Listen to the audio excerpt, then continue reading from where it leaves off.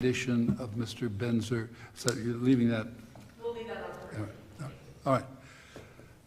Okay, you're Mr. Whipple. I am, Your Honor. For Mr. Ruvolo. Yes, Your Honor. Okay, Mr. Ruvolo is styled, rightly or wrongly, as one of the politicians, right? Yes, Your Honor. He was a board member. All right, just for purposes of, we don't have a program here, we got to tell the players without the numbers, right? Okay. Yes, that's correct. Your Honor, with the court's permission, I'd like to reserve 2 minutes for my rebuttal.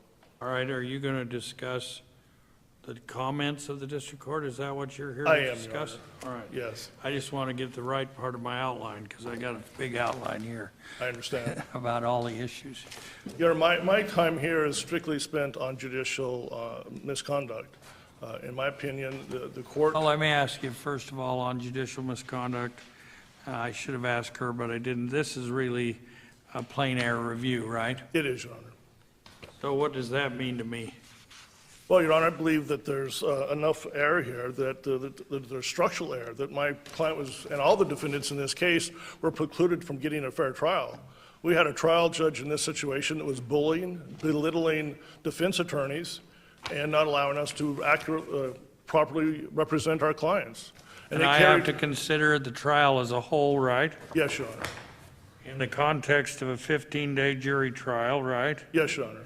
And now I have to decide, is there an abiding impression that the judge's remarks and questioning protected or projected to the jury an appearance of advocacy or partiality? That's correct.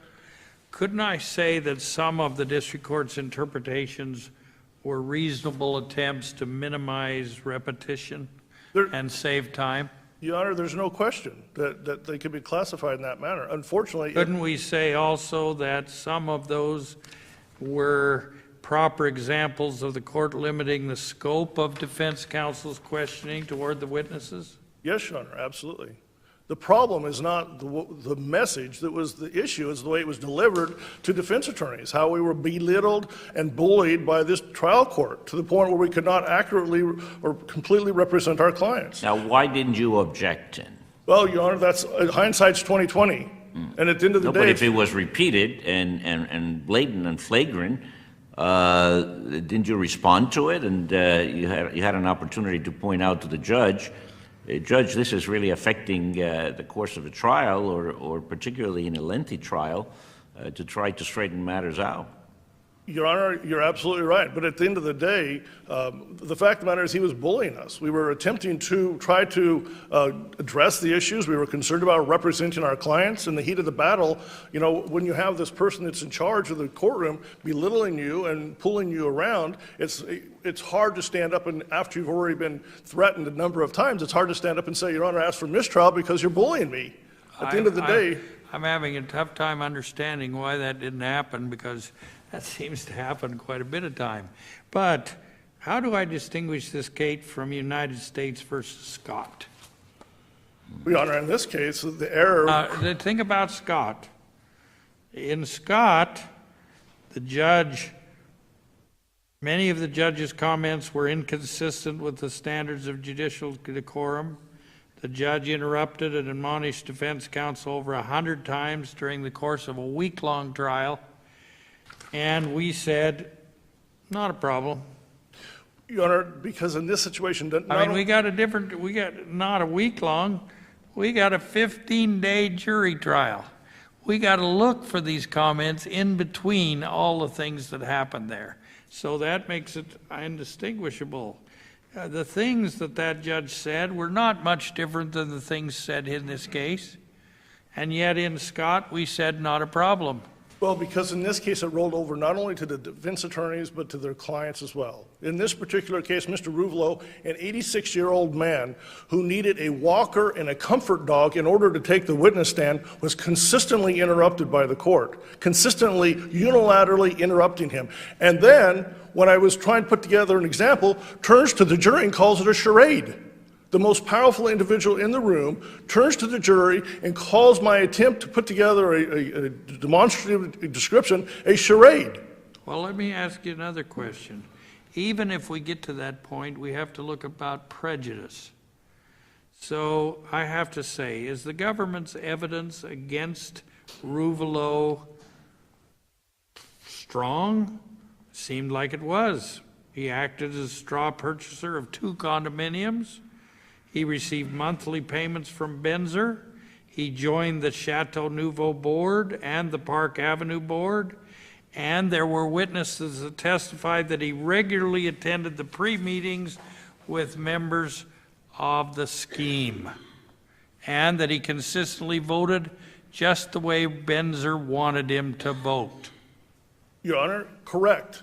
And all of that's pretty strong evidence. And then the judge gives an instruction that says you're not to read anything the judge may have said or done into making your decision. So let me respond to that. My client was 86 years of age. His defense was, I voted my conscience. Yes, they were my friends. Yes, they were people I admired. Yes, I respected them. But at the end of the day, it was my conscience that I voted. And then when the court continued to interrupt this 86-year-old man and called his testimony a charade, it totally undermined his credibility. How do you respond to a judge who, when you're trying to present testimony consistently without the prosecution even objecting, unilaterally objecting an 86-year-old man? I'm saying your advocacy is good, but stand back just a minute. You're on appeal now. Yes, Your Honor. We're not here trying to make this determination on our own. We're on appeal. And I had, as I said, United States versus Scott.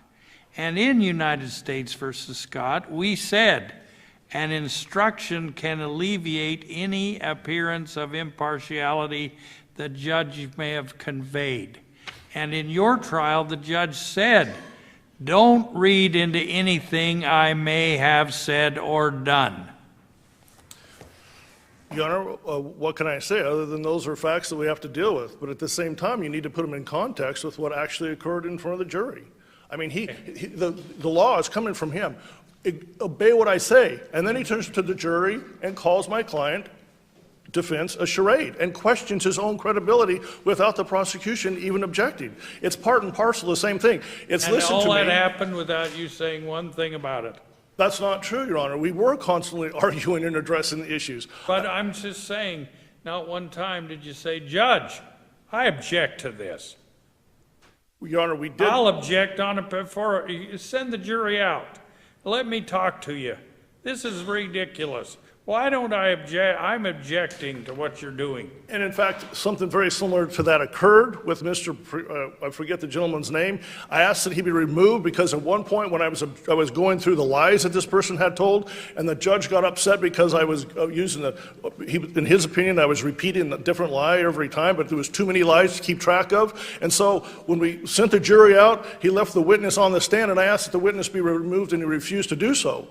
At the end of the day, there was a constant attempt to try to clarify. That's a different objection than saying, Judge, what you're doing is wrong.